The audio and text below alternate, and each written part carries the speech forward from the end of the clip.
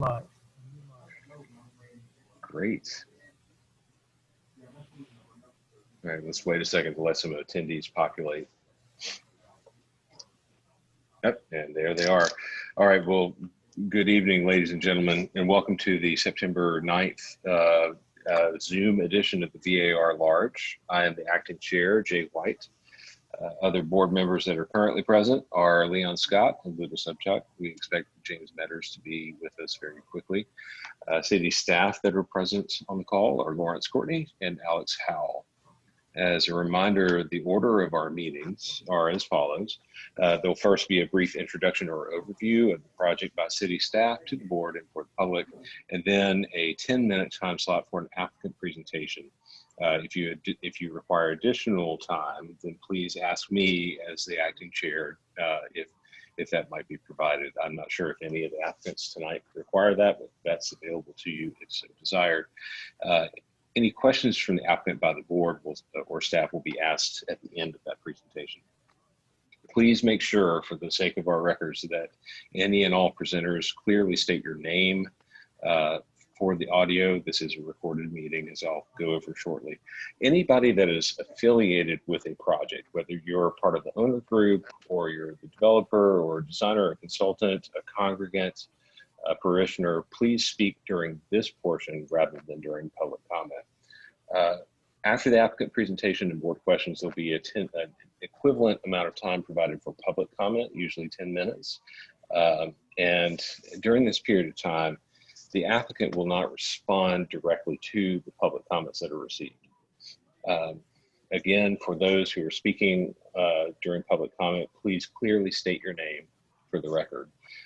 This will be followed by the city staff comments and recommendations, and then there'll be a 5-minute period of time for the applicant to respond to both public comment and city staff comments.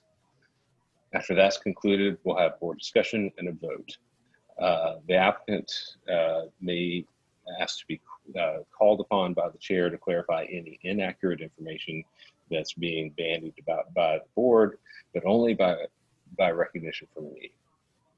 So with that stated, there are 2 items that have been withdrawn or deferred from from tonight's agenda. One is number 2, 4648 Smith Street, the demolition has been deferred by the applicant, as well as item number 3, 4648 Smith Street, the conceptual request that also has been deferred by the applicant. Make sure that you please turn off all cell phones. Used to say beepers, it doesn't say that anymore. Any distracting devices, please turn those off. And please remember through the course of these proceedings to limit your comments to architecture only. This board doesn't have any jurisdiction over many items that are related to zoning, such as parking, traffic, the use of a property, lot coverage, or livability concerns, such as aberrant trash cans. So with that said, I will ask, well, it looks like we're already there. Let me go over a few virtual board meeting protocols. If you're here, you've already found the link to online access. It's on the screen right now. There's a phone number listed here if you have any issues accessing the audio. If you go to the city's own website, you can review the images that we'll be reviewing tonight.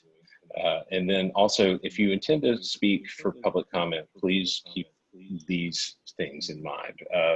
Use one of the following messages to request to speak at the meeting or to provide comments, and make sure you provide your name, address, telephone number, the meeting date you wish to speak at, and the project number. And then we have to receive those comments by noon, the day of the meeting, in order to incorporate them. And I have several letters, for example, tonight that I'll read that are pertinent to several applications. You see the contact information there. We can go on to the next slide, actually. If there is a next slide. Oh God, there is a next slide. Okay, so here's how we're doing this in Zoom land. Staff is going to control the PowerPoint presentation. That includes everything that was submitted by the applicant by the deadline in accordance with the submittal requirements. If you're the applicant, you're making the presentation, just request that staff advance to the next slide during the presentation, just like an old school slideshow. Applicant, staff, and board members are required to give their name whenever speaking, and that's on each occasion that you speak. That'll help clarify the audio recordings of this meeting. This meeting is actually being recorded. The chat and QA functions of Zoom have been disabled for public safety. During public comment, the applicants and all team members and the public have been required to register to indicate that the project they wish to speak in and submit any documents in advance of the meeting. Just as in an in-person meeting, all applications heard today are part of a public meeting format. If you're registered and will speak during the public comment portion of the meeting, you will need to state your name, as I've mentioned. Those members of the public that have registered will be called on in order of the project. Alex and Lawrence are going to help me with that. Members of the public that speak are encouraged to remain in the meeting for the completion of the item that you've commented on. You never really know what's going to transpire after you've given your comments. Staff will call on the registered members of the public to speak for each project. Unregistered members of the public who raise their hand will not be called on. Okay, next. Oh no, don't go backwards. All right, so board members will be polled by the chair for comments and for their vote on any motion. Each member when voting should respond yay in favor or nay not in favor. The chairman will reread the motion verbatim. The board member making the motion should correct the chair if he has not reread the motion accurately. If a board member needs to recuse, that person will be temporarily removed from the meeting and placed back in the meeting at the start of the next agenda item.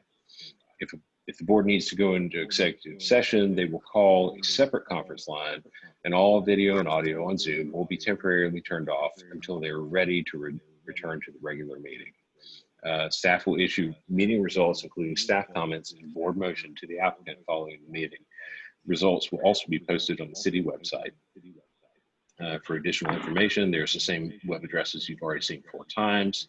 And as a tertiary reminder, these proceedings are being recorded. Next. All right, now we're off to the races. Mr. Courtney. Thank you very much, Mr. Chairman. Agenda item number 1 is a request for a 1-year extension of conceptual approval for new construction of a parking garage granted September 19th, 2018. This is in Cannon Elliott Borough, Height District 2.5/3 and 4 in the old city district. This has been granted September 19th, 2018, and it is a vested right issue. It will be voted on by this board. Staff comments are that this is the first extension of a conceptual approval originally granted September 19, 2018, and by ordinance, an approval may be granted for a 1-year extension for 5 times after the 2-year expiration date. So our recommendation is approval.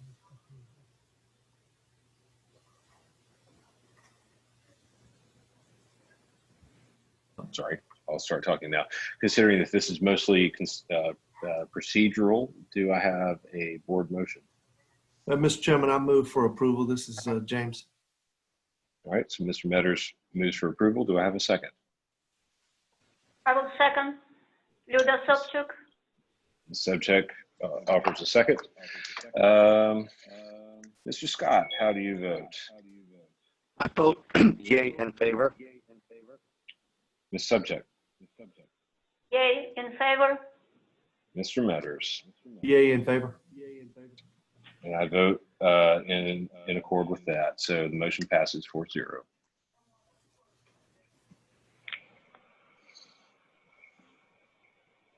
And item 2 has been deferred by applicant. Item 3 has been deferred by applicant, which leads us to item 4, which is 98 Wentworth. They are requesting conceptual approval for new construction of a 2-story addition to existing church complex. This is adjacent to and is part of a church complex which contains a Category 1 structure. It is in Halston Village. It's in a Height District 3 in the Old and Historic District. These are some site context photos. This is an aerial. The subject site is right about here, about mid-block in between Glebe and Cumming on Wentworth. This is approximately where the building goes. The cathedral is immediately on your right. This is the site. The cathedral's here. There's some parking and a residence over here. This is looking east on Wentworth. And this is looking west on Wentworth. This has been before the board recently, and the motion was deferral of conceptual approval per staff and board comments, and that was on August 12th, 2020. Previous board comments were that the addition overwhelms the cathedral when viewed from the west, that the addition is closer to the cathedral than the building on the east, that the detailing is good, that visual blocking is really the issue here. One board member said that the design is elegant. The courtyard has been viewed as too narrow. One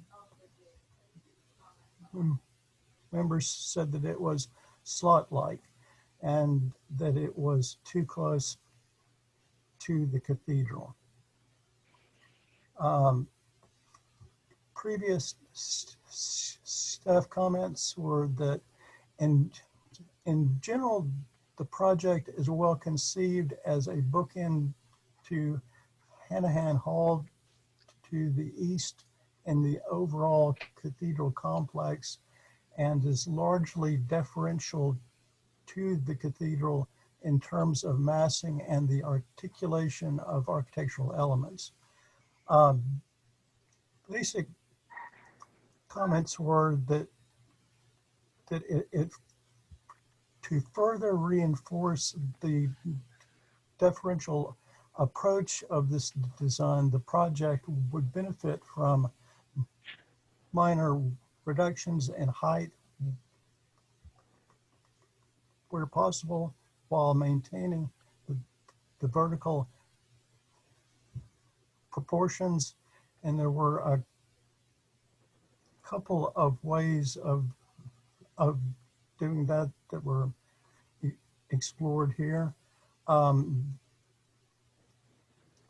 It was felt that the new construction comes uncomfortably close to the northwest corner of the cathedral, and that we recommended backing off of the existing historic structure a minimum of 10 feet from the face of a buttress, and that a comprehensive protection plan be put in place prior to any work being done.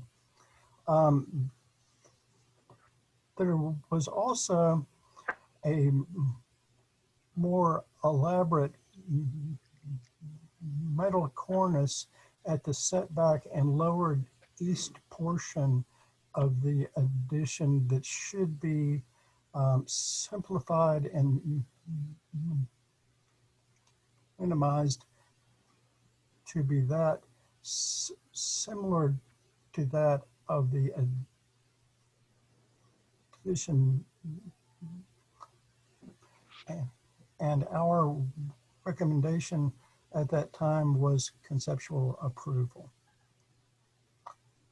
Now, Mr. Young, if you will unmute Mr. Young, Alex. I'm promoting him to panelist right now, along with Michael Wright. Thank you.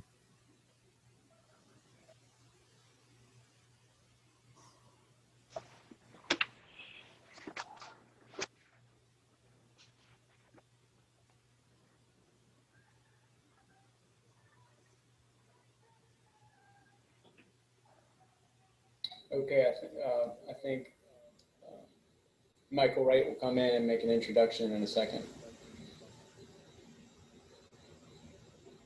Would you like me to go now, Simmons? Oh, there you go. Yeah. Sorry, I didn't realize you were there.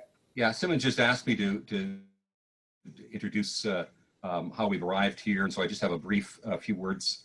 In its 175th year, Grace is doing what it's been doing throughout most of its history, and that is it's growing and expanding. This is not surprising in that from its very beginnings in 1846, it was built to grow.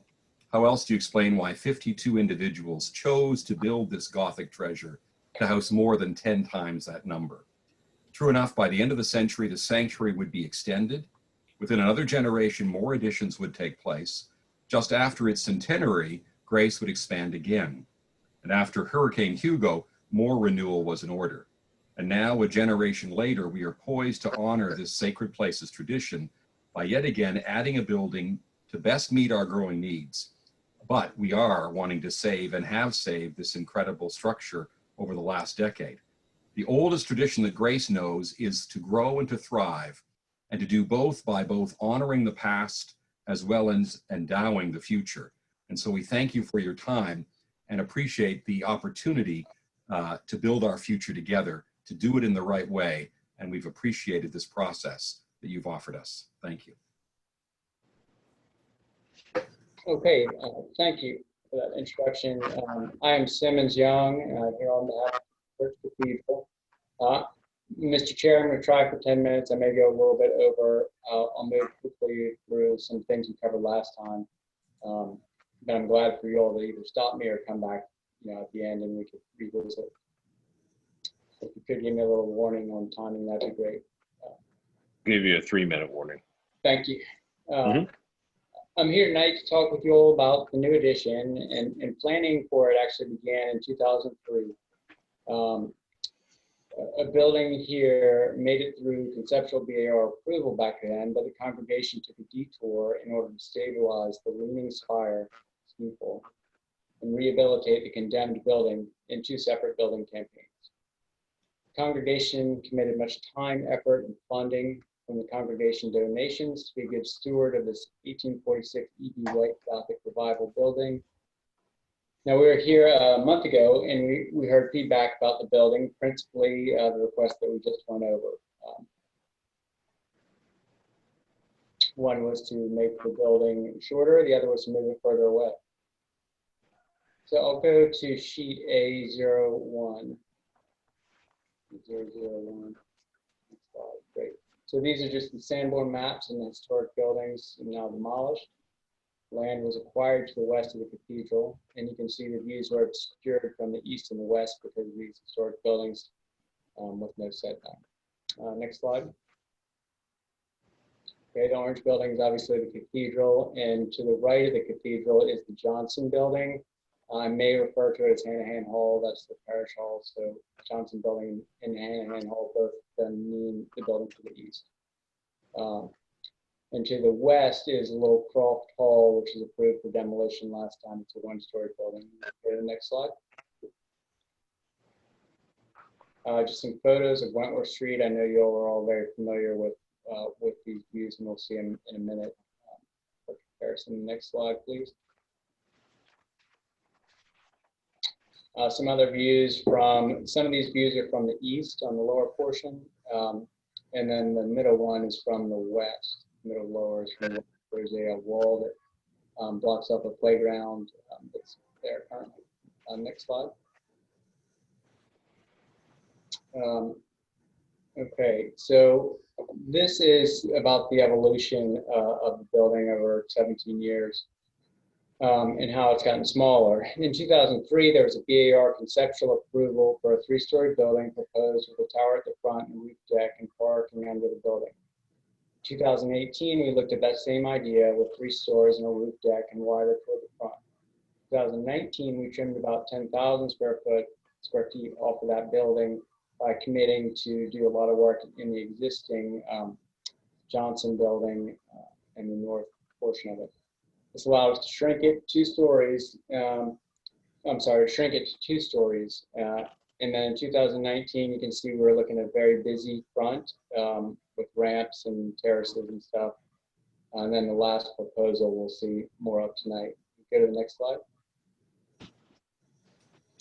This is a views on Wentworth as they exist, and then a rendering of what they would look like with a 2-story building in place. Note that the view of the spire and steeple with the new building is quite similar to what you see today. In the upper right, the gray buildings block a good amount of the cathedral, and then Croft Hall, the smaller building, blocks all the side aisle stained glass windows, and you can hardly see that because of the tree. In the rendering, the spire is also visible on the sloped roof of the entry portal to the ridge. Next slide, please. Okay, on the upper left, it's view from the northeast tunnel of the Glenn McConnell dorm that the College of Charleston has. And I'll get the model to show this a little bit later too. We'll see how that works. But the 2-story building conceals more than a 1-story building does. In this case, we're confident that after the adjustments made recently between last meeting and this meeting, that the change in view is now confined to the most northerly clear story window and the blank wall to the north of it. The majority of the cathedral is not affected. In the upper right photo, for comparison, there's a view of Johnson Hall from Glebe Street, and we're looking at how the cloisters affect the building, and we'll see more of that as we go forward. Next slide. So this is a view sequentially walking down the street, clockwise, starting at the upper left, the views from the corner. Next on the upper right is views from Glenn McConnell dorm. And then a little further down the bottom left, you're just walking down the street, kind of almost to the corner of Glenn McConnell dorm. And then the final view is roughly in the middle of the driveway of Memminger, the entrance to the Memminger parking lot. And I'll show you this in the model too, but that's a start. We can go to the next slide. This is a diagram of the whole site, the Johnson building on the right and the addition on the left.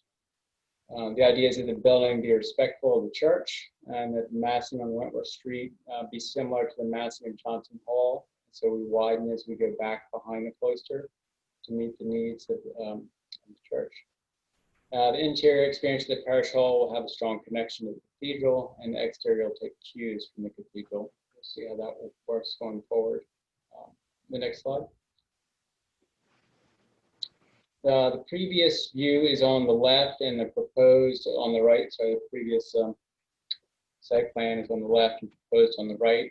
And it shows how the building moved further away, and the stairs and the ramp and everything at the front changed from kind of a terrace to more of a landing. The next sheet, please. This is the enlarged site plan, and you can see that dashed line in the cathedral hall. addition shows the location of the demolished Croft Hall. So you'll see in a minute that the main east wall of Croft Hall and the main east wall of the addition towards Wentworth are in the same location, give or take a few inches, 6 inches. Sheet 100A. Next sheet, please. Oh, I'm sorry, next sheet. This is the previous and proposed, and we'll see how the east walls make the way from the cathedral. Next sheet, please. You can see the dashed line that are kind of midway through those steps in the courtyard. That's where the building used to be, and it's now moved further to the left. So there's a 30-foot courtyard now.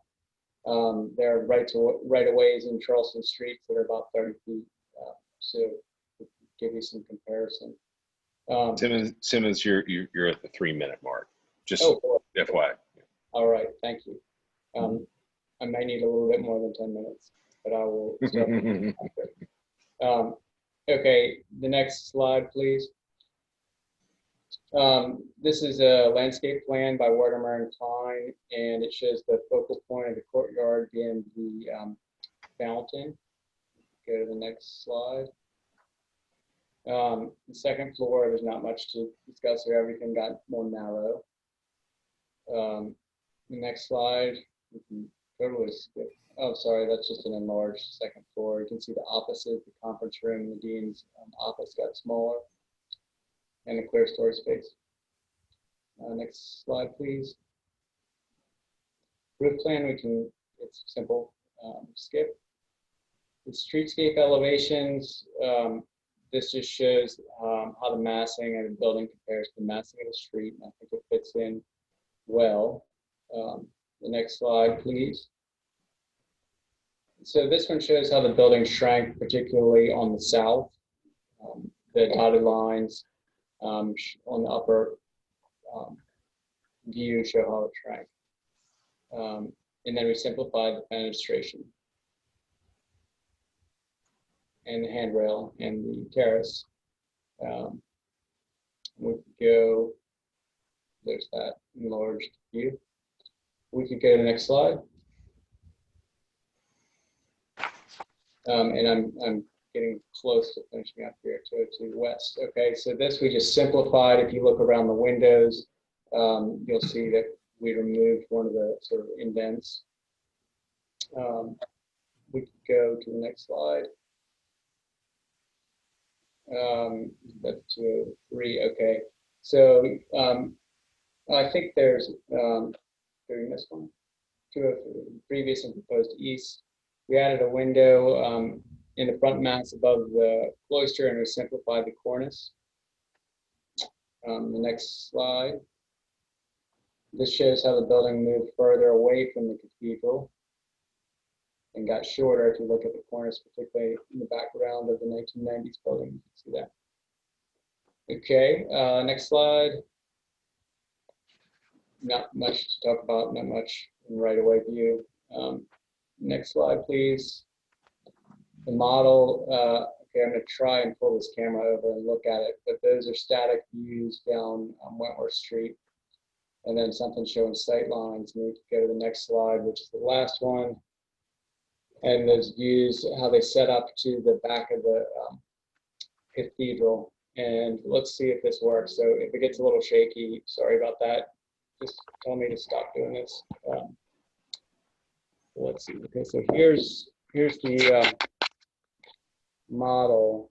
And I think what I'll try and show you is a view down Wentworth Street and then a view from the two locations I talked about. So this is from the corner of Wentworth Street. And then one thing that we've been doing throughout, I'm going to switch to the other corner. One thing we've been doing throughout is comparing it to the Johnson building. So in those views,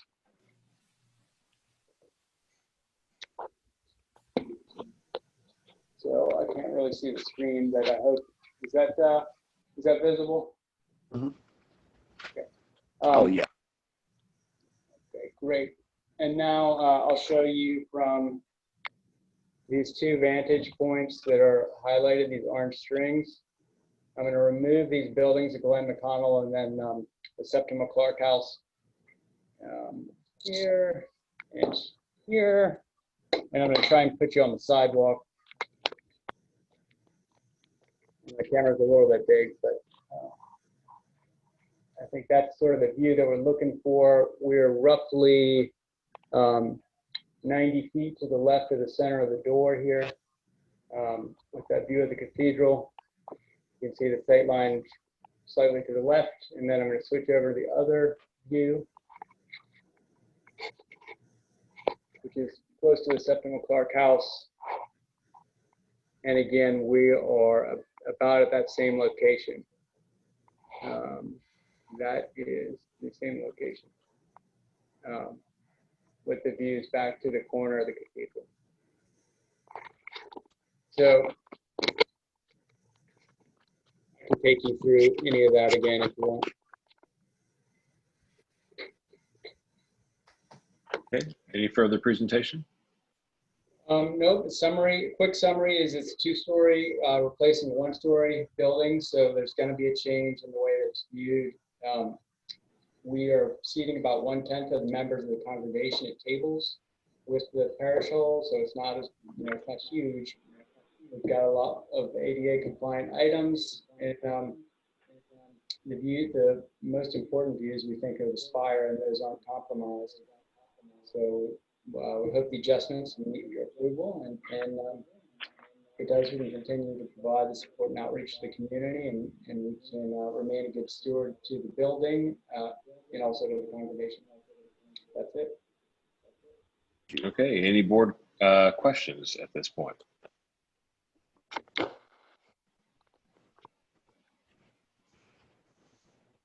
All right, if there are no board questions, we will move on to public comment.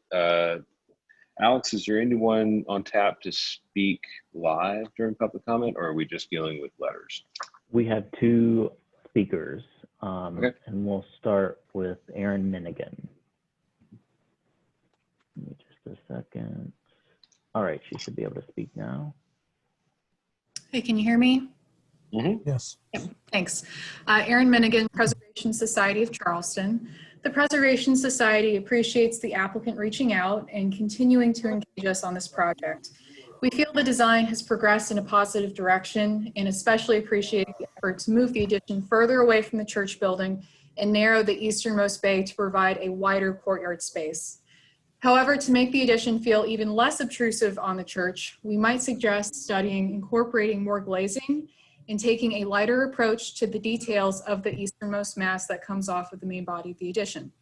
Specifically, we feel the curtain wall treatment of the center bays is very successful, and pulling this approach around to the front two bays on the east and south facades would benefit the design and reduce the perceived massing from the street.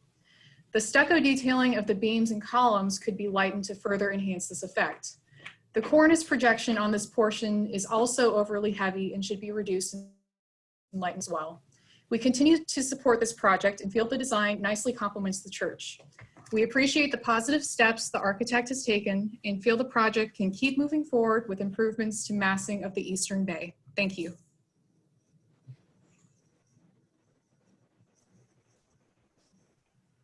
Okay, and the next speaker is Will Hamilton. Can you all hear me? Yes. Great. Thank you, Alex. This is Will Hamilton with Historic Charleston Foundation. We also would like to thank the applicant for providing additional feedback and responding to our previous comments. We feel the updated design reflects a number of improvements, including a lower height, simplified cornice, and smaller overall footprint. Following further review of the changes, the foundation is comfortable with the current design direction. At the preliminary level of the approval process, we would ask that the applicant consider introducing an element that would help to break up the large stucco paneled areas at the second floor southeast corner of the addition that projects into the new courtyard. So overall, we're supportive of the changes and comfortable with the recommendation for conceptual approval. Thank you.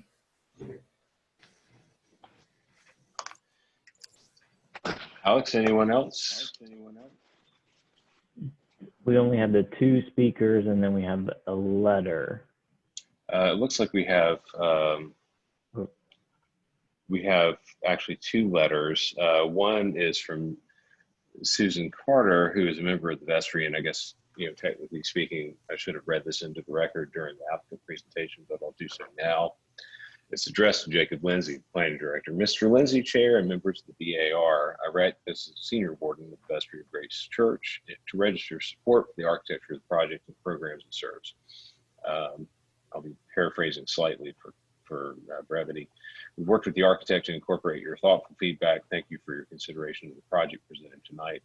We'd be so pleased if you would enter this letter into the record, and that has now been done. The next letter that I have is from the Charleston Village Neighborhood Association. Let me pull that up.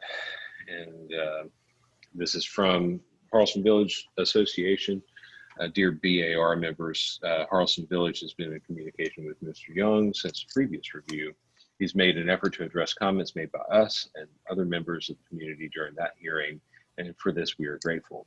We're glad to see that the building has been removed further from the historic sanctuary, and some revisions have been made to reduce the terrace and railings of the Wentworth Street facade. We do continue to feel that this facade should match more closely in height and setback the facade of Hanahan Hall, if at all possible. We appreciate Mr. Young's work to address our concerns, and we look forward to working with him further as the design continues to develop. All right, that is the end of public comment as I have it on my desk. So if there is no further public comment, then city recommendation.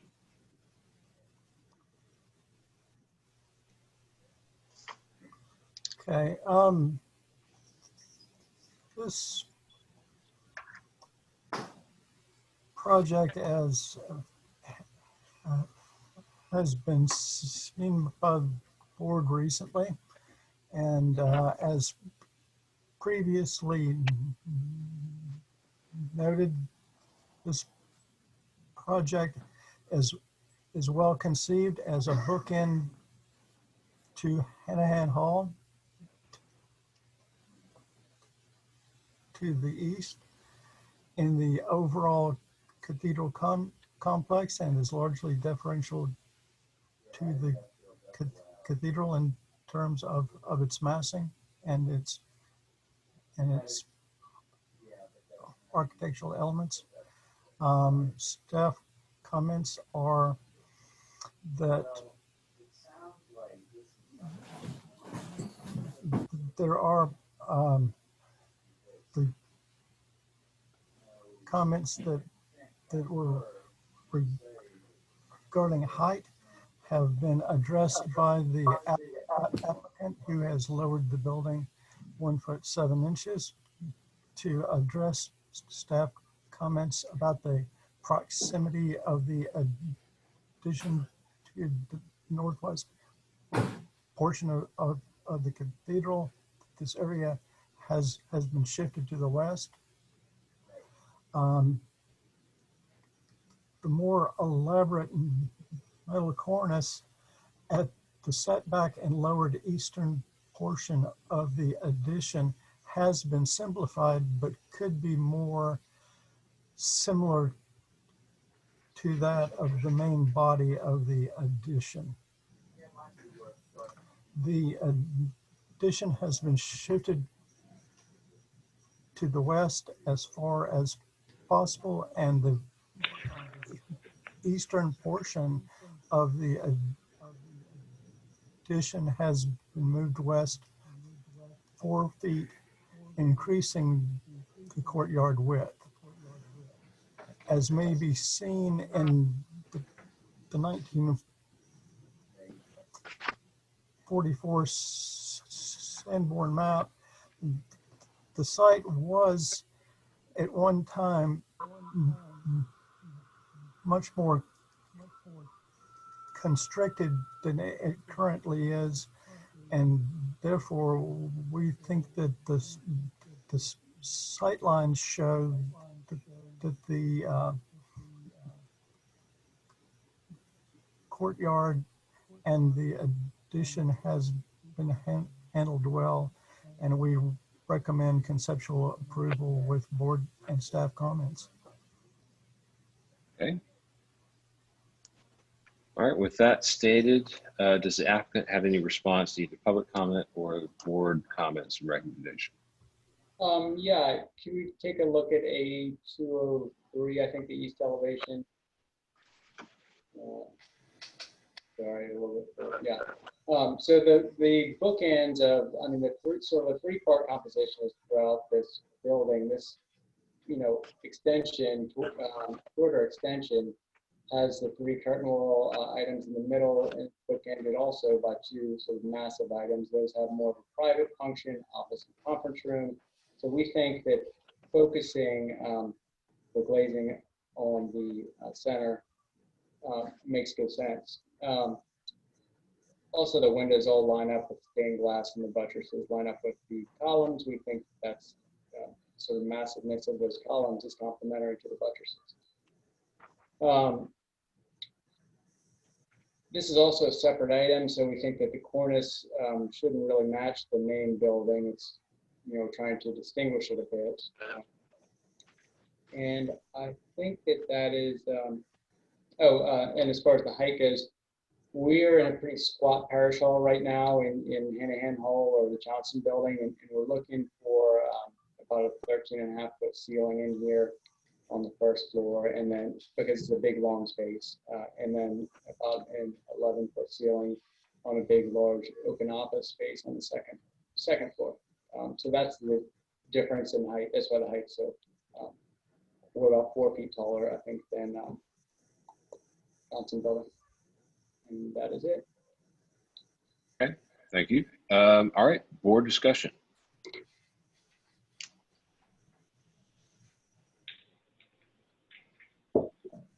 Jay, this is James.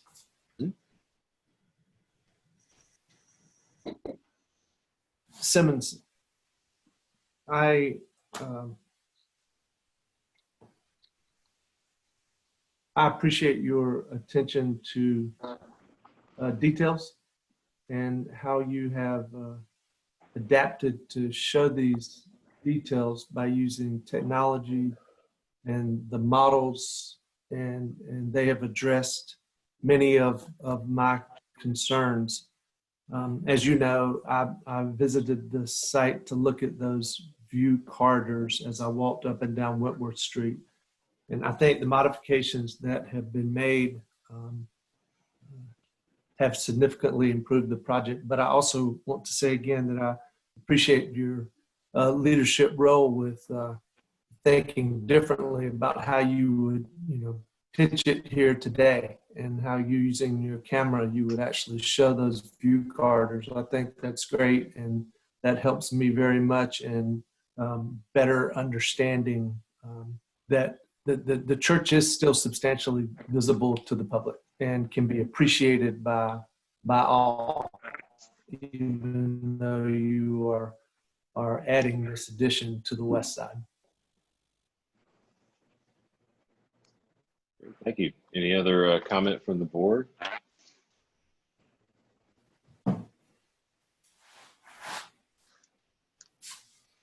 Hearing none, is there?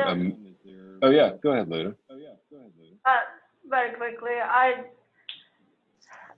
guess I missed the first meeting, but I see in discussion the improvements to this addition in comparison to the first try, and I think I would like to see more glazing, but at the same time up front, so that structure gets lighter, but at the same time it seems like Hanahan Hall is fairly heavy and solid, so I guess it's balancing each other on each side of the church. So pretty much I would be in support of the staff comments and the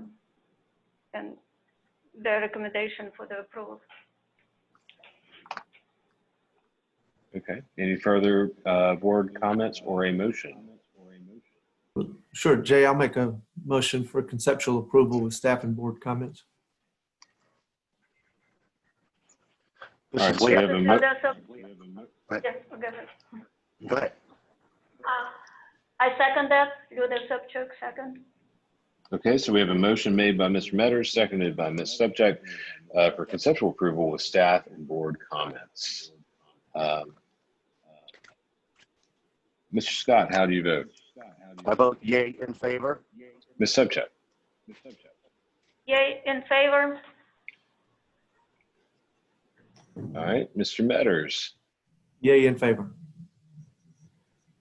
It'll always be really strange if you voted nay, but we'll just roll with it. And I also vote yay in favor, so the motion passes 4-0. Thank you. Thank you.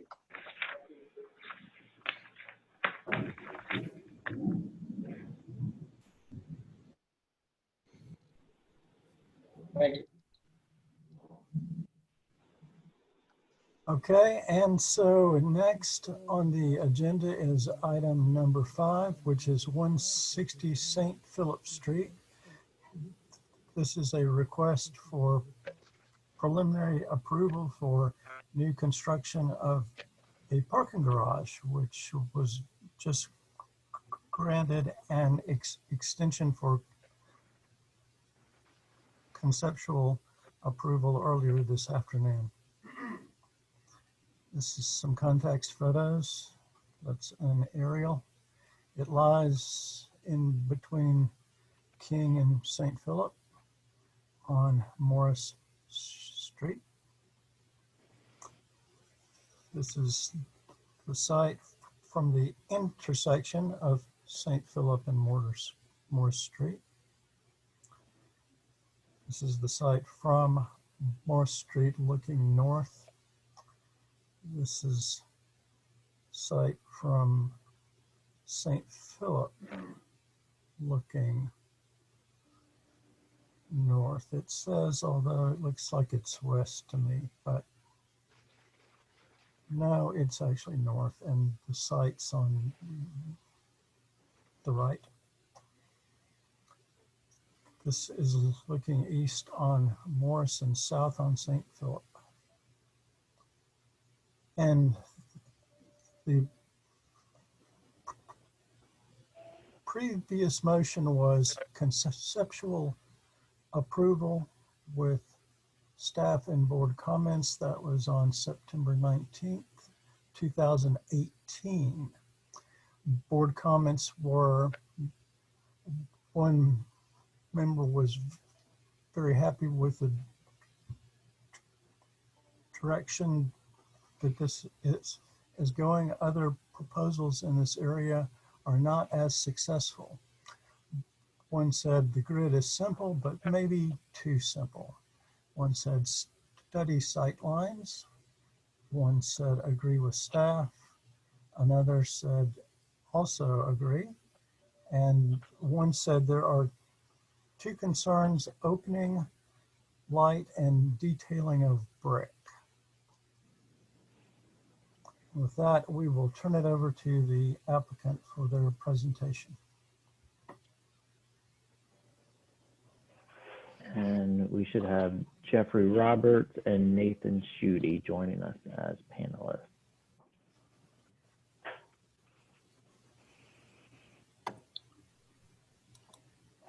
Alex F. Roberts. Did you hear me? Yep, sure can. Mr. Chairman, I appreciate the opportunity to present this project, which we have been working through for a long time. It is the product of spending considerable detail, considerable time and collaboration with the neighborhood, in addition to Historic Charleston and the Preservation Society. And that collaboration in dealing with stakeholders and other interested parties has actually resulted in a far better project. We are proud of what we did at conceptual, and now we are bringing this back to preliminary. And I think our architect, Nathan Schutte, has done an admirable job addressing not only concerns, but making actually some additional refinements and conversations that we had with staff and Dennis before he retired. So we're proud to make this presentation.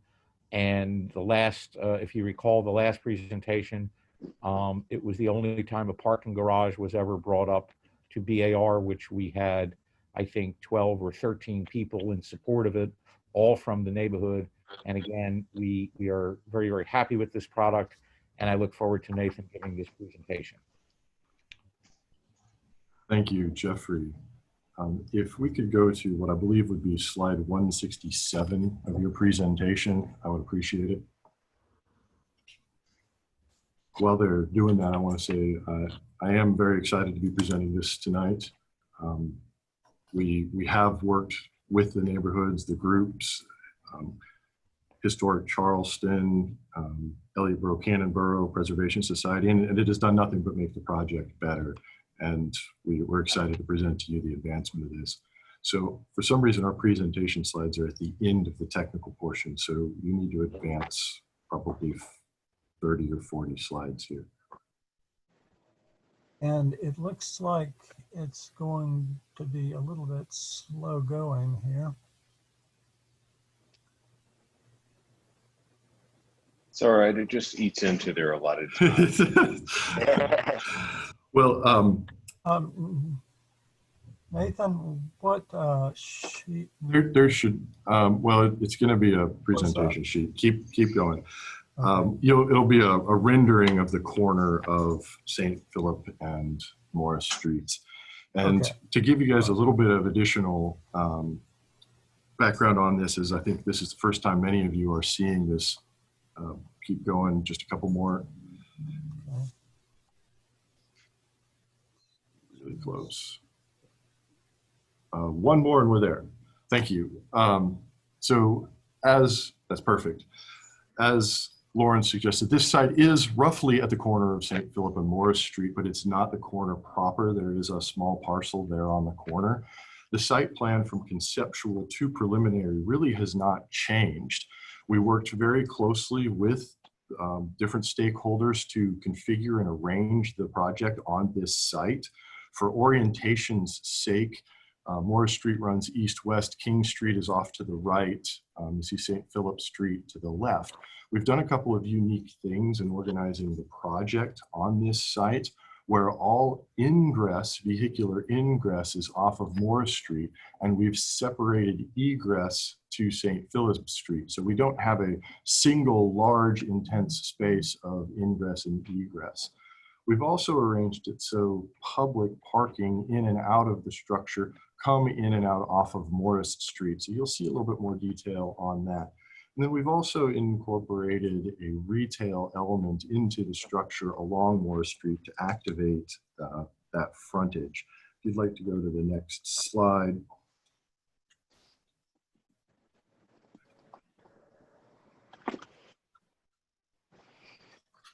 So here we're looking at a comparison of the Morris Street elevation. So this is the south elevation.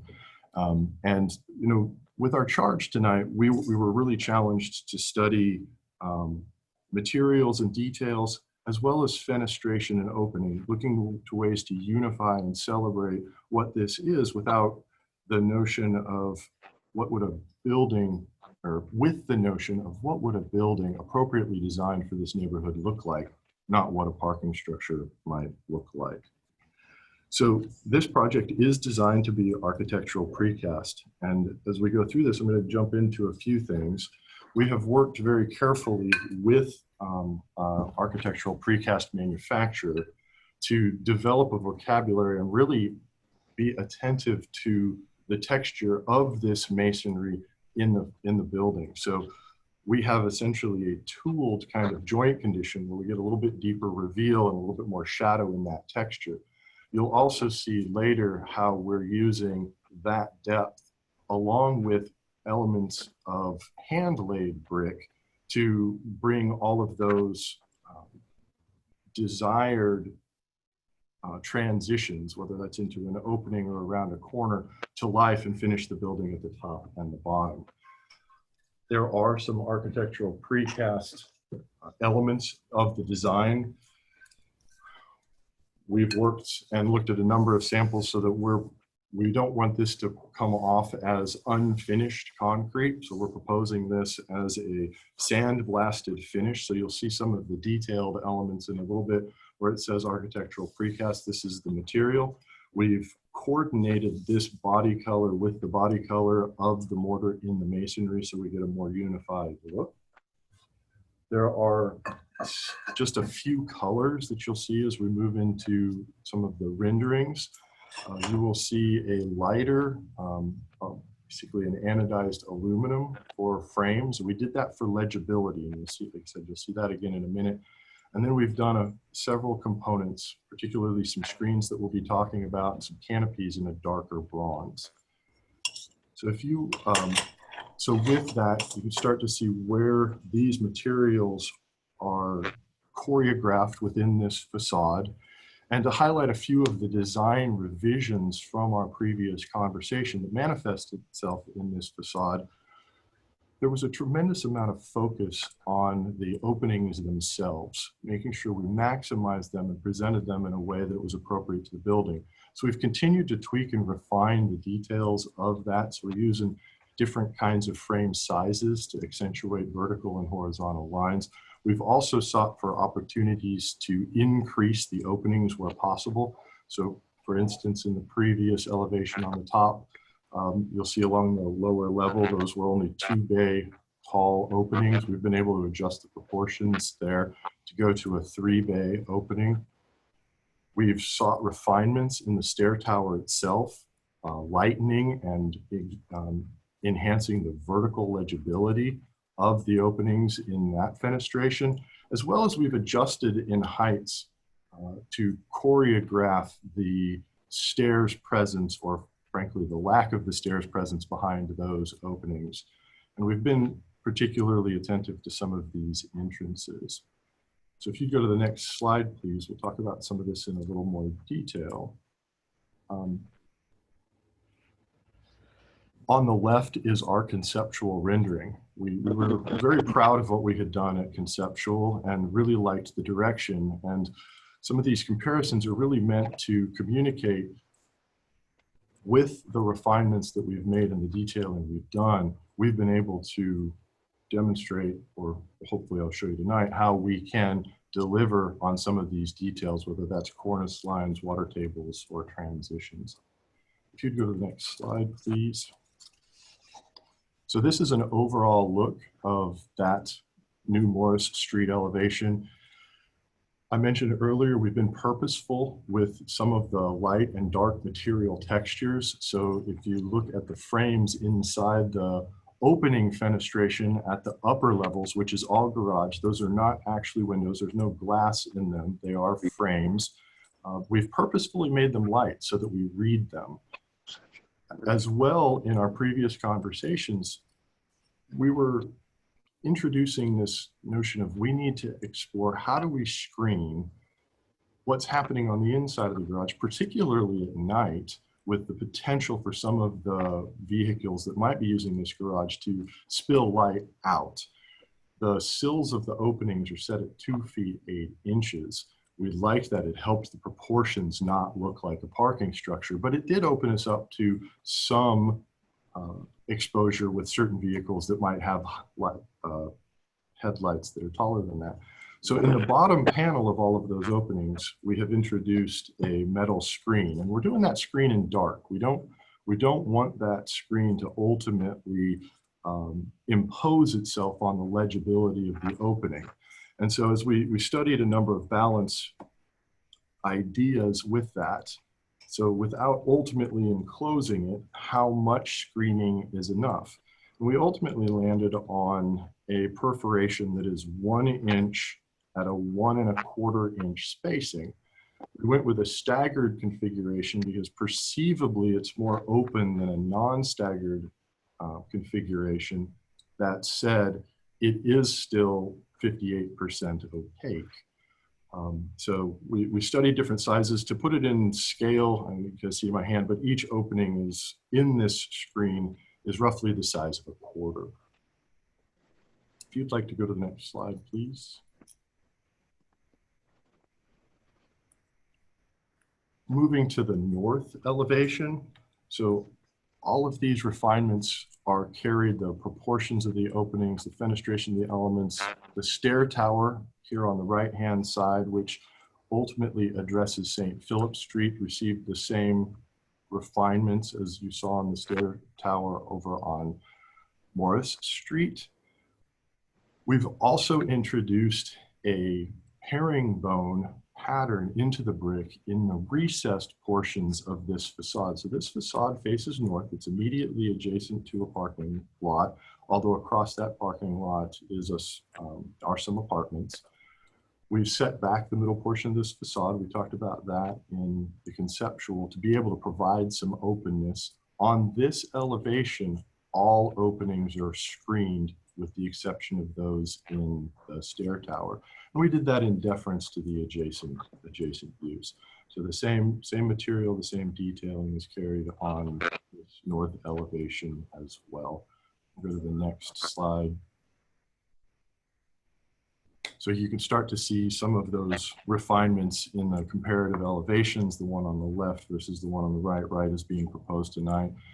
We did adjust some proportions, particularly in the stair tower. I think it's tremendous improvement. We also lightened the detailing at the top of the stair tower. Felt like the way it finished at the top of that element was a little heavy. And so we've refined that with some additional hand-laid brick detailing that terminates with a smaller cornice line and a simpler cornice line. We go to the next slide. It should be an overall look at, oh, no, sorry. So here's a little bit more, you can go back. There we go, perfect. So here's a more detailed look at how we're achieving some of these elements. The cornice finish at the top of the structure is hand-laid. So we transition into a 3-element hand-laid set of coursing at the top so that we get really nice depth and nice shadow. So the detail on the upper right here is that cornice. The detail on the bottom right is the transitions from some of the pilaster elements to the, I'm going to use the term entablature, the transition at the top of the building. The precast in this has been layered. It's a fairly unique application wherein to create additional depth in the overall facade and get nice clean returns as well as hide the panel joints, we're layering essentially an 8-inch thick panel with an additional 4-inch panel on top of it. So when you look at some of these details where the window openings or the openings into the garage area are set back, that depth is achieved by an additional layer that's been applied to that surface that again gives us some opportunities to finish our returns and make some transitions. And those transitions, mostly vertically, are happening with hand-laid elements. Next slide, please. On the St. Phillips Street facade, again, there's the same refinements. The openings have occurred. We did spend a good bit of time paying attention to the openings into the garage. There was some discussion about the sight lines into that space, what happens in the interim when there's not activity. We have extended all of the materials into the openings. There's a ceiling on the exit here. That ceiling extends 50 feet into the structure. We've also adjusted the width and the height of those openings. You can see the previous on the top to the proposed on the bottom to, again, diminish the scale of that. And in this case, we've also added a canopy over the exit to extend that presence an additional few feet outside of the building. The whole thing, though, however, is purposefully set back so that we really present the retail facade on the right, which again steps down to the road both at St. Philip and to Morris Streets, the plan rider to the south. We've made some other minor adjustments in the elevation of the canopies and refinements to the storefront at the retail areas. But all in all, we've tried to present a complete composition of these refinements. Next slide, please. So here's a previous submittal on the left to proposed on the right. We made a few color adjustments to, I think, calm down its presence along the street. An interesting conversation we've had with VAR staff as well as some of the other stakeholders was whether or not to include this little notch here at the corner. You know, we had it in at conceptual. Admittedly, I simplified that and just brought the corner as a corner out and as a simple mass, but there was something powerful, we believe, in that little bit of step and the presence of the depth of the facade that contributes to this corner, recognizing that the corner itself doesn't currently have a building on it. We don't actually anticipate it getting a building in the future. So it helps finish that retail and transition around the corner. Next slide, please. Here's some additional details on the, what is the St. Phillips Street facade. You can start to see maybe a little better the layering of the panels on the upper portion of the facade. Down at the retail level, we've got a massive thick panel. It's over 12 inches thick, and we're able to simply set the storefront back in that with brick returns into the jambs and the sills. We've got a fairly simple canopy detail. Those same detail we're using at the vehicular entrances is what we're using at the retail along St. Philip. Next slide, please. And I guess I'm going to close with this slide. There's a tremendous amount of information in the package we've provided, but we're super excited about the design. We've been able to coordinate and collaborate with the precaster to do here some of the refinements to the details, the heads, the sills, the returns, the layering of the panels, and ultimately the integration of space to enable a hand-laid component to complement and transition. And I think it's a very successful collaboration and study to provide something that will ultimately present itself to the street in a very, very beautiful and purposeful way. So I look forward to the board comments and collaborating with you into the future. All right, thank you. Any board comments, or I'm sorry, questions, board or staff questions?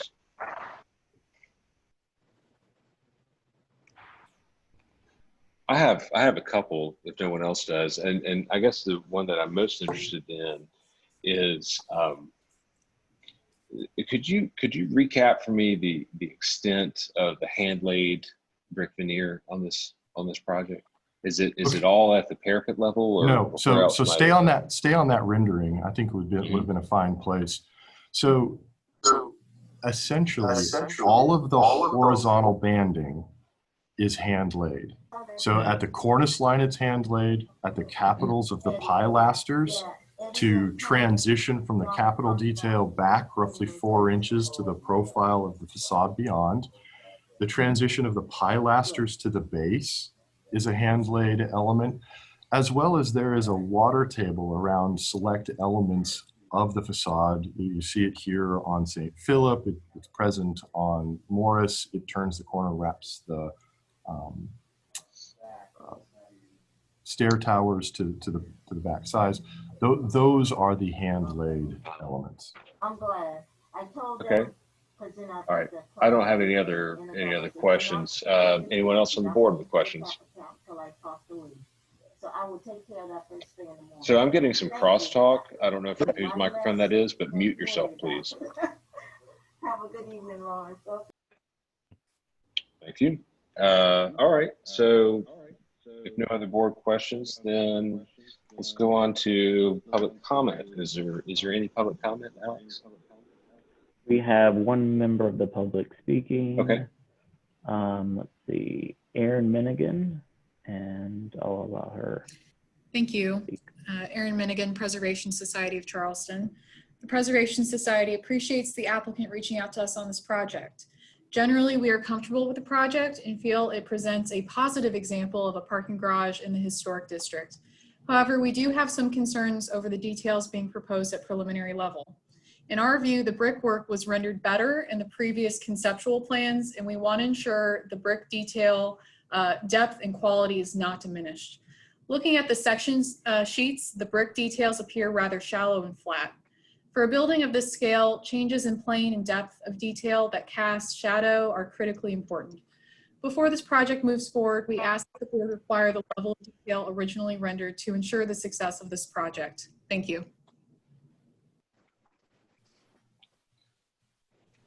All right. Any other public comment? No other public comment. All right. Well, if that is the case, then staff comments and recommendations.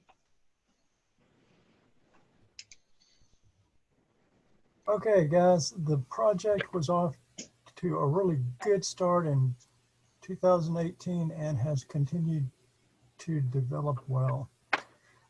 Areas of concern that remain from that time and still should be addressed include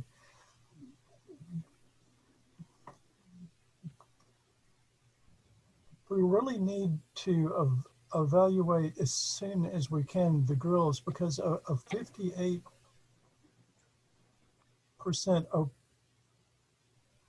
opacity is still a lot of transparency. So we're still a little bit concerned about that. Finishes such as specialty pavers or other specialty paving should extend into where the gates are, at least at the west entry exit. The large vertical cast panels with thin brick need to have the expression of more perceived penetration to wall surface. One possibility to explore is the more articulated, smaller sections of the precast panels continuing the rhythm of the grills without being opened. Grills need to be also added to the openings at level 6 at the west elevation. And staff prefers the previous configuration of the canopy at the south elevation, at the south entry.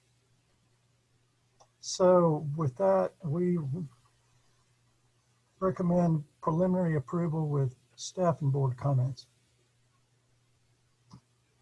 Okay. Does the applicant have any response to both public or staff comments?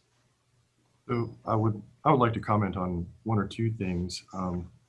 Ms. Megan brought up or requested that we put forth the level of detail or provide the level of detail that we did at conceptual, and we have. If we look at the details, I mean, the projections in some of these elements, particularly with the hand-laid brick, are 2 inches and 4 inches, and they create the transitions, albeit we know we have to be really attentive to how we integrate the hand-laid elements with the precast. The precast could come across too finished, and we've been very attentive to essentially what would be normally the tooling of those joints. But we haven't done anything to diminish the overall depth. None of the change, we haven't changed any of the profiles in the only profiles that have really changed in any depth were the refinement and the detailing at the top of the stair tower, and I would suggest that that's significantly better than what we had at conceptual. So I'm happy to talk and walk through any of that with anyone. I also want to speak to the I'll say the grills or the infill on some of these panels. We're working with a balancing act here, and recognizing that the sill height of these openings is at roughly not roughly, it is at 2 feet 8 inches before we set the frame profile in there. So we're around 2'10", 2'11" to the beginning of the lowest opening. And with that, we're talking about a proportion or a portion of the vehicles. And we try to do some research on what vehicles have headlights that are above that roughly 2'10" height. And, you know, that was a big question we never got a perfect answer to. So we've introduced these panels into the bottom of these frames in lieu of reducing the openings, because I don't think reducing the openings is a successful adventure at all. We love the aesthetic of the building. So it begs a question of what percentage, if you will, opening may be appropriate to without completely enclosing it or losing the space, as well as working towards the management of, frankly, light spillage. I didn't put it in the submittal, but I have an interesting little study here where the one on the right is essentially the openings that we have proposed. It is a 58% opening with a 1-inch perforation. The one on the left is a 3/4 inch perforation on a 1-inch spacing. There's only 6% openness difference between the two. We're proposing the larger opening, frankly, in context with the scale of the openings that we're trying to infill, while trying to be mindful of the potential light spillage. So we're looking for a balancing act. Along the way, we did also look for some other forms, whether or not to do these staggered, but really we were purposefully shooting for roughly a 50% opening to balance light in and light out and the level of enclosure, and do that with an appropriate level of perceived enclosure, particularly from the public realm. So, you know, I'm happy to continue to talk about this, and hopefully, ultimately, we can explore this maybe with some larger mock-ups. But we're playing a balancing act with that, and I like what we're proposing, and I'm interested in expanding that conversation. Okay, thank you. Board discussion. This is Leon Scott. Let me just say that I think the refinements you've made are really good.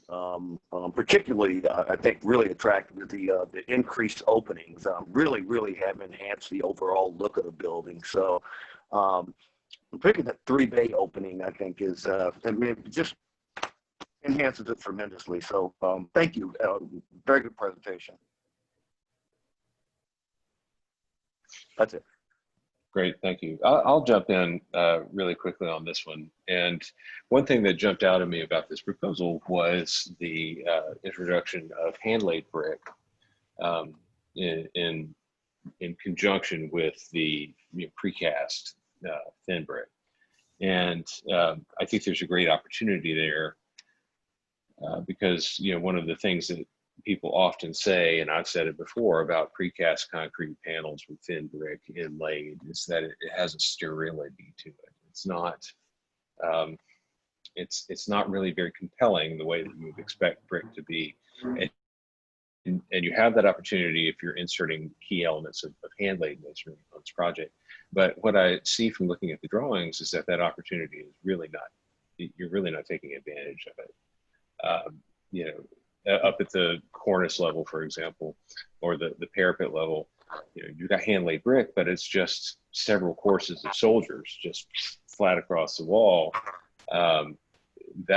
You're not taking advantage of the opportunity that the hand-laid masonry could afford you. And then the fact that you're doing stack bond for these courses of soldier brick, you're setting yourself up for a very challenging situation to try to get all of those head joints aligned appropriately, because the head joints on the precast brick are going to be pretty damn straight, and so the handwork has to be done with a high degree of execution in order to not look sloppy. So that's missing, and it seems like the brick detailing in general is missing a tactile or human scale relationship to the street or relationship to the project, and it's notable to me that so much of this handwork is 49 feet in the air, where none of us can really appreciate it unless it's done, sloppily, and then we'll see it from 1,000 feet away. So I think that's a huge problem with this proposal right now.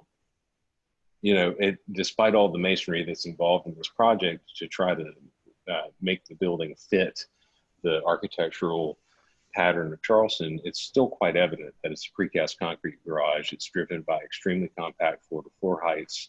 The spandrel panels are immediately evident in the facade. The structure rings through, and you lose quite a lot of the impact of the warehouse aesthetic that you're trying to go for. I'm really concerned about that, but I think a lot of that is probably water under the bridge, because those aspects of the project are not that different from what we approved at Conceptual 2 years ago. What I am concerned about is the level of the brick detailing, the manner in which it's done, and where it occurs. It's way out of sight. It's way out of reach. It doesn't really address the street. I have deep concerns that this material palette, the detailing that's proposed here, are very dry, and they're not going to add to the neighborhood at all. I think that this thing really needs another pass with a more sensitive hand before it deserves preliminary approval. So, Jay, it's James. Nathan, I just want to extend what Jay was saying with a question to you. Do you feel like the project is compromised at all because we're using precast panels? No, I think it's pretty opportunistic. We're trying to do something wherein we are using precast panels, but not in a typical way. And so, no, I really don't. I think it's a unique opportunity to do something a little bit different with these panels. And you're able to achieve everything that you were looking to do as the architect using the precast panels? Yeah, I haven't had any challenges really with,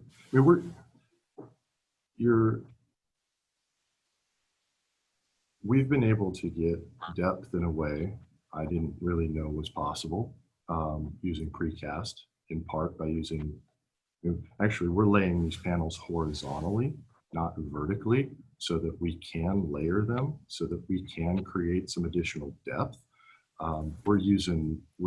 We've been able to use panels of different types of thicknesses, and also been able to do some things with the configuration of the panels. For all intents and purposes, we've been able to take what we would normally do in brick and simply do it in a panel. We just had to come up with a different way to use the panel. And that's been an intriguing and enlightening adventure.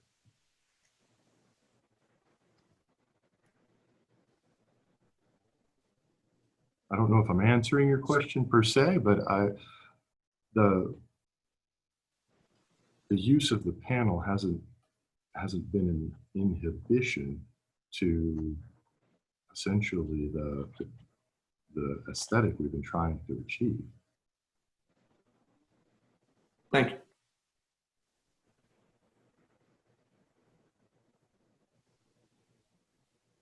This is Luda Silpchuk. The building is fairly massive, boxy, and without getting a little bit more of the detailing ins and outs and creating the shadows and getting into this, what I totally support Jay on this as far as the hand-laid brick and opportunity here.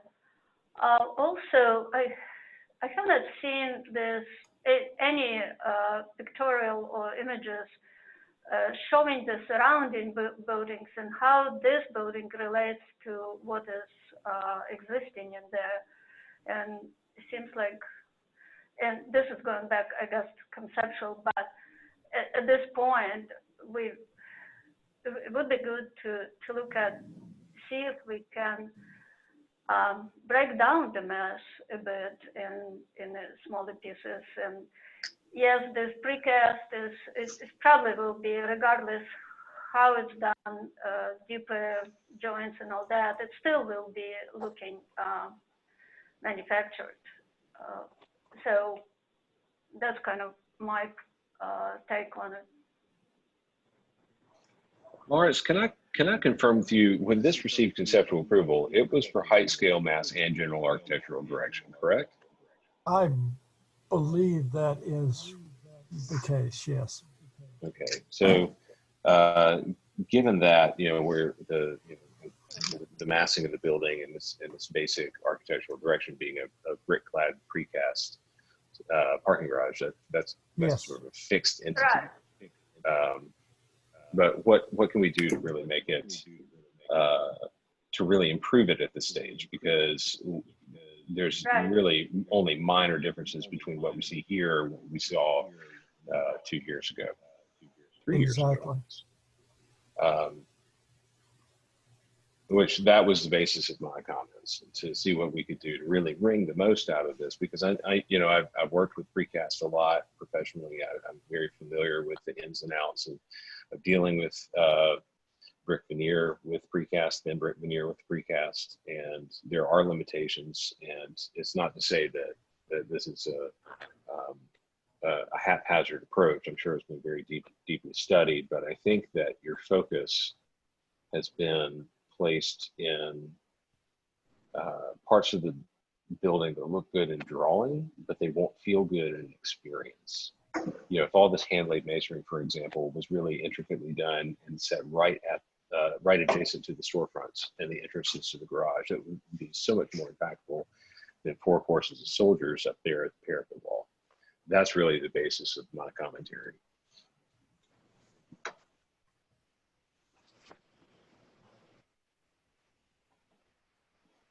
So any further board comments or a motion?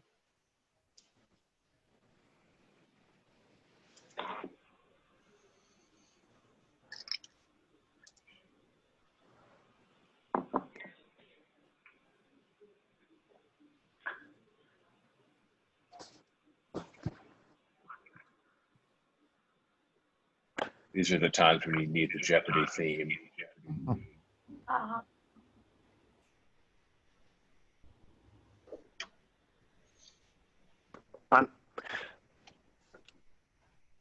This is Leon Scott. I'm going to make a motion for preliminary approval with staff and board conditions.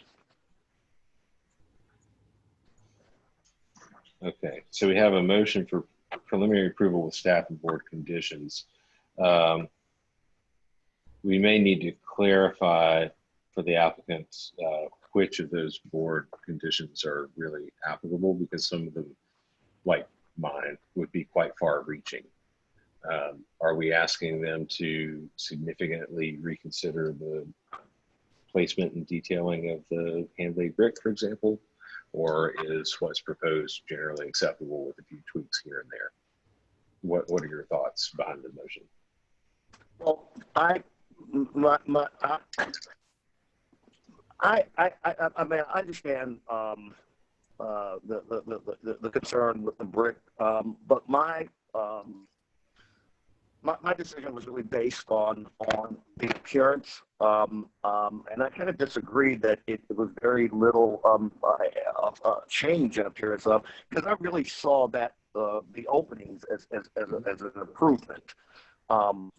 Perhaps not as much on the brick, but I saw it as an overall improvement of the outer appearance of the building, and that's why I would give my preliminary approval. But again,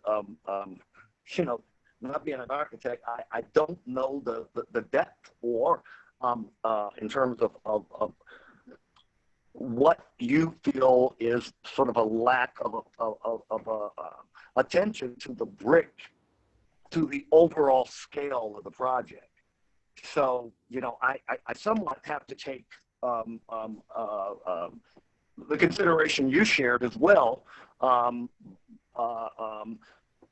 But again, my decision was based upon the difference of the previous presentation to this presentation, which I certainly felt that I saw improvement. So again, mine was simply based upon outer appearance, but I do take into consideration what you've said regarding the brick. Okay. Do we have, I'm going to, since I'm acting chair, I'm just, for form's sake, I'm going to refrain from making or seconding or amending motions. But anybody have any second or amendments to propose? Leon, does, I got a little bit lost, so help me with it. Does your motion include Jay's comments? Yes, of course. Yeah. If it does. Yeah. If I'm suggesting that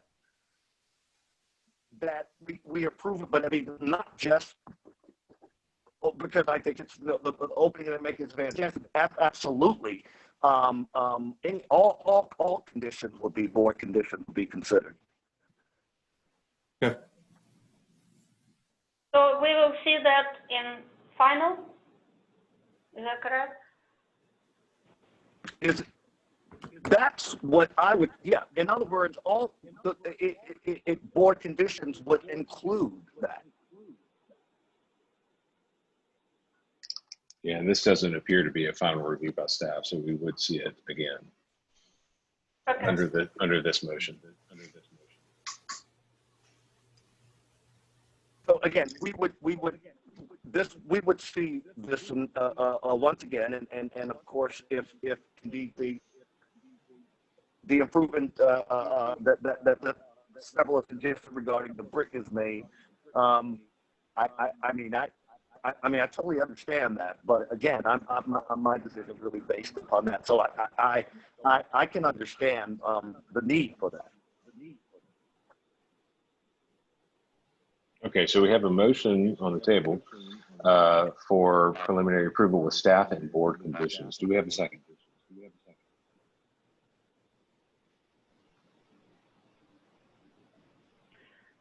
I second Luda subject.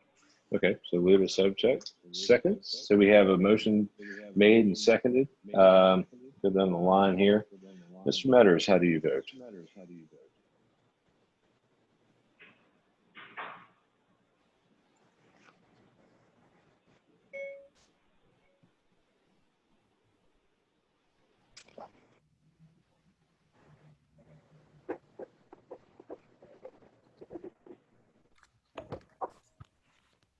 Aye, in favor. Okay, in favor. The subject, how do you vote? Yay, in favor. Mr. Scott. Yay, in favor.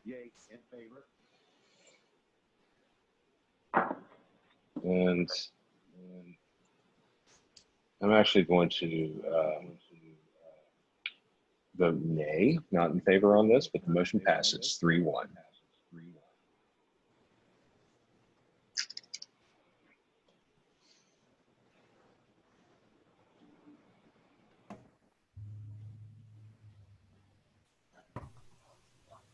Item number 6 is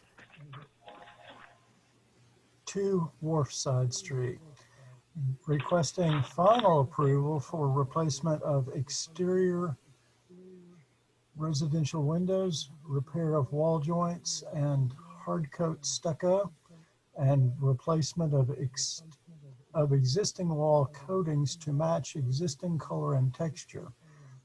This is not rated. It's Barnes Place condos, circa 1999. It's in the Height District 4 in the Old and Historic District.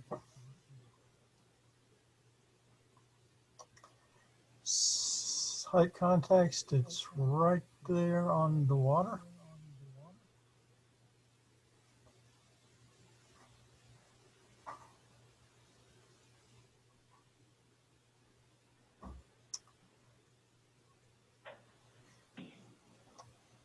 And with that, we'll open it up to the applicant's presentation.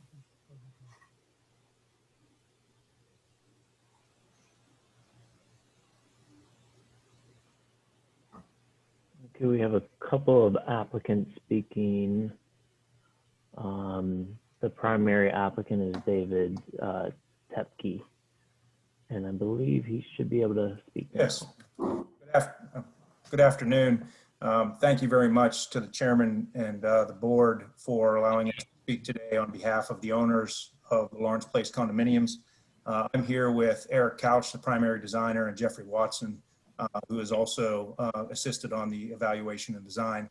And so principally what we're asking for is final approval to essentially replace existing residential windows and replace coatings and repair some joints and stucco and cracks. We had submitted this prior, and Mr. Dowd had reached out and provided us some feedback and suggested going this route. And so we are requesting final approval for these repairs. Next, please.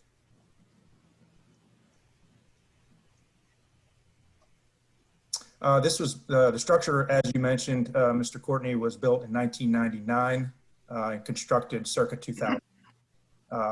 Next. This is just an overview. Next. And again, in the location of the old and historic district. Next. This is just a plat of the property for context and for reference if we need to come back to it. Next. This is the west elevation. The north, on the northern side, showing the entrance to the parking garage. Next. And the west elevation near the south of the building. Next. South elevation at the west corner. At the office space. These windows are not included in the removal and replacement. Next. This is the east elevation from the dock. Next. The courtyard elevation. This is hidden from the primary thoroughfares. Next. This is the north elevation at the courtyard side. Next. And another shot of the north elevation inside the courtyard. Next. And then one final one of the north elevation from the across the street from the new museum lot. Next. So essentially what we were called by the owners to do was to evaluate some leaks and interior moisture distress that they had.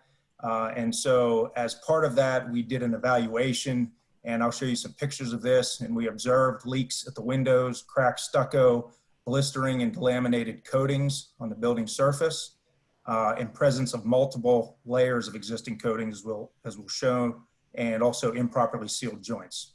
Next. Water damage includes the typical that close to windows in which we had identified through moisture testing or water testing and test cuts as being related to the sill flashings. Next. And of course, we have some corrosion on interior studs. The building is a masonry, primarily a masonry building with post-tension concrete slabs. Next. The stucco distress, as you can see, I'm not sure if you can see if that's large enough, but there's blisters around the building. We evaluated these blisters by taking samples and doing petrographic testing and also measuring coating thicknesses around the buildings. Next. As you'll see, there's a fairly thick layer of coatings, and I'll show you some samples of that. Next. At the floor line, directly underneath the post-tension slab, where the exterior masonry facade abuts to the bottom of the slab, there is a joint, separation joint there that during original construction was filled with construction foam as the method. And so they're additionally having water come in at those areas. And we have observed that. And so included as part of this project is going to be repair of those joints, as well as on the left, you might not be able to see some cracking adjacent to it. Next. There's a fair amount of cracking around the building that's obviously allowing moisture to penetrate. And so as part of the project, we will be addressing that. Next. These are some stucco samples that were extracted and sent for petrography, essentially showing thick layer of the coatings. And I'll show you a little bit some more blown up versions of this. But you can see by the carbonation of the cracks that these cracks have been there a while, and they are essentially fairly widespread, at least in the samples that we've reviewed. Next. These are micrographs, and I'll show you a little bit better on the next sample. Go to the next slide. So the original coating system that we were aware of that was installed was a coating system with 43 perms, a fairly breathable, a very breathable system. We found coatings on the building that were on the order of 10 to much more than that, times thicker than the specification, and such that those breathable coatings had become much less breathable. And so installing an additional coating on top of this is not necessarily going to be beneficial to the owners in terms of the overall performance of the building. And so as part of this project, we are proposing to remove the existing coatings and as we repair the cracks and install a new coating system. Next. So the proposed scope of work is to replace all the residential window units, not the office units. They'll be removed. Okay, thank you. The precast sills will be removed, protected, and reinstalled. We're going to remove and repair damaged stucco only, replace the wall coatings, and primarily, again, this is just a replacement and repair in kind to the extent possible to address the leaks in the building. Next. The window replacement, the current windows are do not meet the current code. And so as to address that, we're going to be going back with an architectural grade Conair window. We had some preliminary conversations. We evaluated several different window manufacturers and discussed this with Mr. Dowd, and the Conair system was the closest that we could essentially come to with a similar panel, essentially the same paneling to meet the current code requirements with impact resistant glass, and also maintain the aesthetic to the extent possible. Next. This is the existing windows. Next. And this is just a sample. This is not the actual window size, but this is a sample window. The glass space is approximately 94% of the existing. And so we feel like with regards to the obvious thicker frames that we need to meet the current code, that this is a good replacement. Next. By the way, the color will match. That sample is not a color match. That sample was just to demonstrate the window itself. As mentioned, we're going to be doing crack repair, cementitious finish coat repair, but primarily in conversations with Mr. Dowd, some of the concerns with an elastomeric coating was the performance of that coating. And so we have conducted hydrothermal analysis on the building for the building cross section, and we are proposing to install an acrylic elastomeric coating with a matte finish to essentially provide, to the extent possible, the appropriate waterproofing, but also have the required breathability in accordance with our hydrothermal analysis. Next. This is just an example of the hydrothermal analysis with 10 perms and that with 40 perms. And as you can see, because of the conditions in the wall section, you actually get more moisture or higher relative humidity in the stucco layer with a very, very high permeance coating.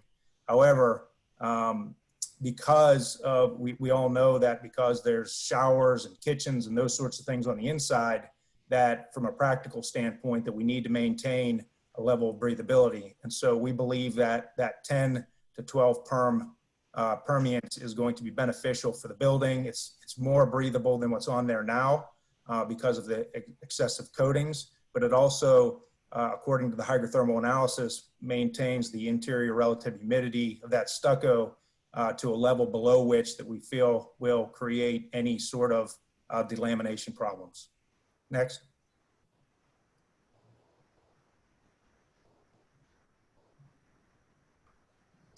There are eave spans around the building, and I'll show you a picture of those. We do not anticipate needing to repair those, but we don't 100% know that, I guess, until we would get into construction. If we do, we would plan to repair them essentially in kind. Next. So, David, can you actually repair the eaves on the header without, if you're replacing the windows? Eric, I'll let you comment here, but go ahead. The windows have a fairly large stucco return. I believe it's 7.5 inches. We're anticipating being able to take out the stucco return without actually taking out the eaves header that's on the exterior face of the wall. So we're planning on doing the window replacement without turning the corner, if you will, on the stucco repairs at the windows. Therefore, not touching the eaves either. Does that answer the question? Yep, sorry, I should have waited till you were done. I'm sorry. Okay. No, no worries. Next. This is just a section of test cut. Next. What we have remaining here are some slides that might help us in case there are any questions to discuss, but this is the west elevation showing that the windows in the office space are not in the contract. However, the stucco repairs, crack repairs, and coatings will be to maintain the complete aesthetic around the building. Next. The proposed mock-up location will be on the north elevation, which would be easily accessible, include a window and the features that we need to, the window seals, the stucco, etc. Next. This is just the east elevation inside the courtyard. Next. And the other east elevation. Next. South elevation on the left showing that the windows in the office space are not in the contract, but the remaining windows, the residential windows, are in contract. Next. What remains is essentially just some detailing, as I mentioned, so that we can refer back to. But I think at this point, what I could do is what we'll do is entertain any questions you might have with respect to anything that was in the package. I will just add that we, although I wasn't able to include it in the package because we didn't have it in sufficient time, we do have we had the manufacturer create some samples of the elastomeric textured coating, and that we can provide those and to show that they're similar in texture and color. Okay. Anything else in your presentation? No. Okay. Any other board questions at this point, board or staff? So Jay, I'll start back up again. So Eric, if I understood you right, that the exterior jambs that are stucco and the header, excuse me, they're hopefully not going to be removed for the window replacement. Is that right?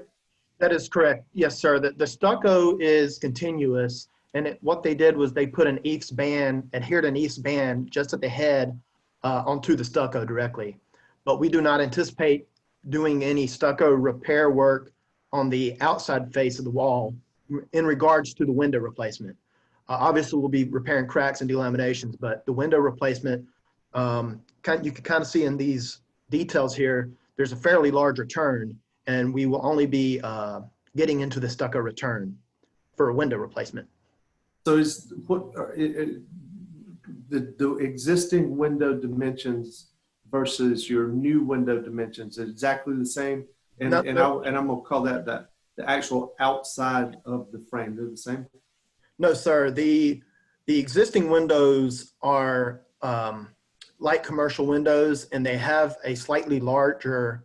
The frame sticks out beyond the glass, so about an inch further. I believe currently it sticks out about 6 inches. The frames we're going with only have a 5-inch. The glass is only set five inches back from the exterior plane of the frame, if that makes sense. So what's the difference in the dimensions of your windows? The new window's smaller? The new window is smaller in width, yes, sir. And height also? We are having to add some blocking to the rough openings to get proper anchorage and to get proper waterproofing. So we will be reducing the windows slightly, but the largest reduction in the windows is in the glass area, which, we're losing. We estimated the glass is reducing from where it is now, we're reducing 6%. So we'll have 94% of our daylight opening that we had. Okay. Any other board or staff questions? So you're changing proportions of this window now in relation to the whole building, right? Because you're losing width. Do you losing height as well? Well, as far as the height, we're only adding 3/4 inch blocking on the jambs in the head. So height-wise, we're only losing 3/4 of an inch. But the blocking is required to get proper anchorage and to get proper waterproofing, which we don't feel the existing windows are properly waterproofed. So, Okay. So I guess, Eric, I just am trying to figure, so if the jambs aren't changing and we're adding 3/4 inches, is there going to end up being a gap that doesn't currently exist now that needs to be transitioned from the stucco back to the window? all right. Is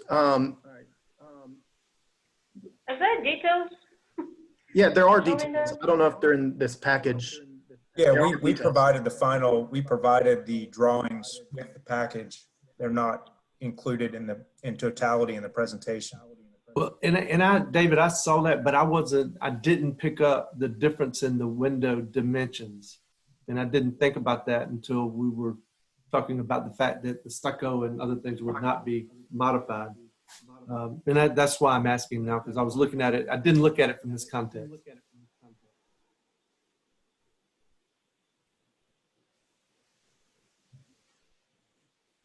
Okay, if there are no further board questions. Go ahead. Oh, I'm sorry. It looks like you have the details here. Sheet S7.1 should have the existing details across the top and the new details across the bottom. Sheet S7.1. All right.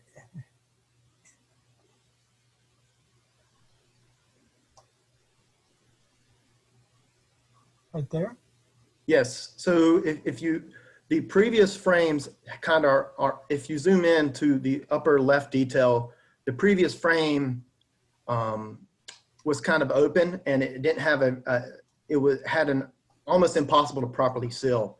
So if you scroll straight down, what we're doing is the new windows will have a closure piece of metal.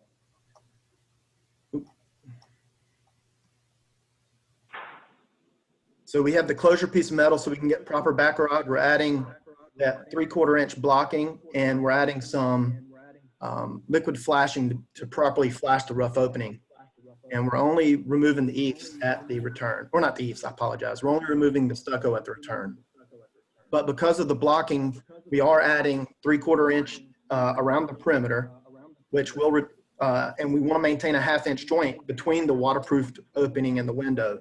So We are reducing the window slightly, but it is not much. That much. Thank you. All right, moving on to public comment. Is there any public comment on this application? No public comment. Okay, city recommendation.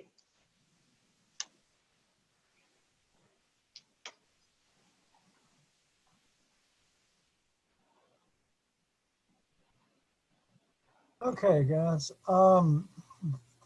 This is essentially an in-kind replacement project addressing water intrusion issues.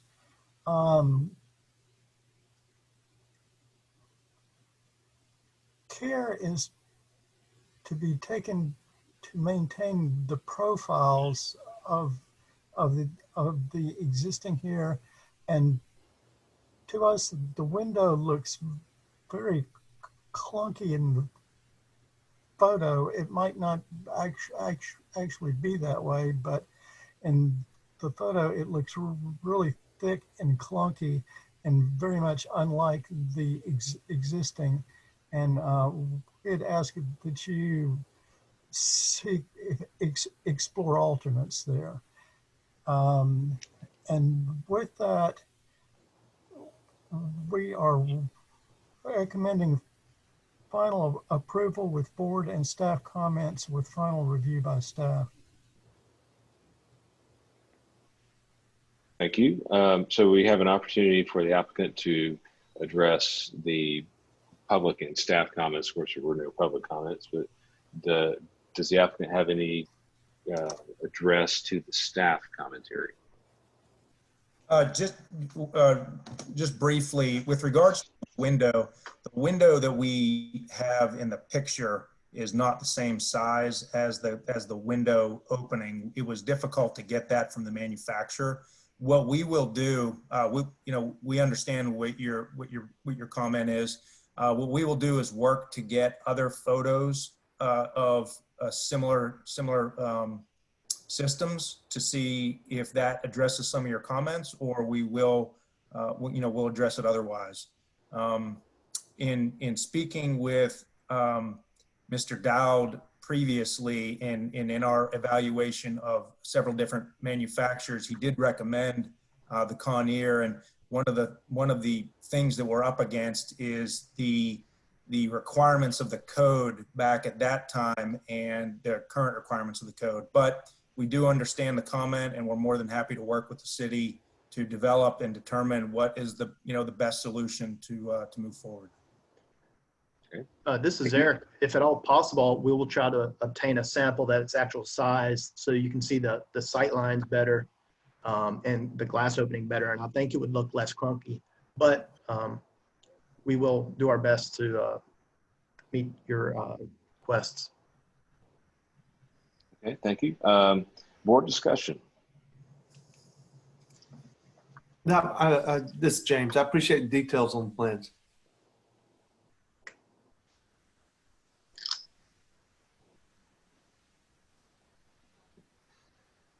This is Luda Subchuk. I don't think the window is clunky.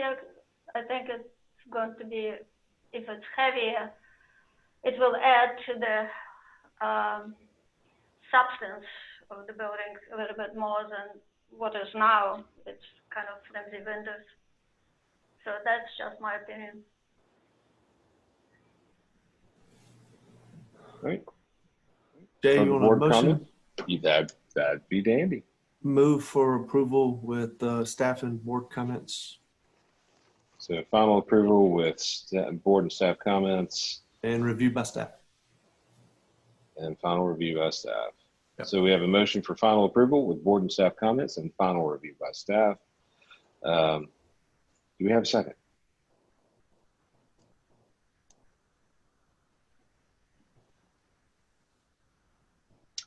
Leon, looks like you're talking, but I think you're muted.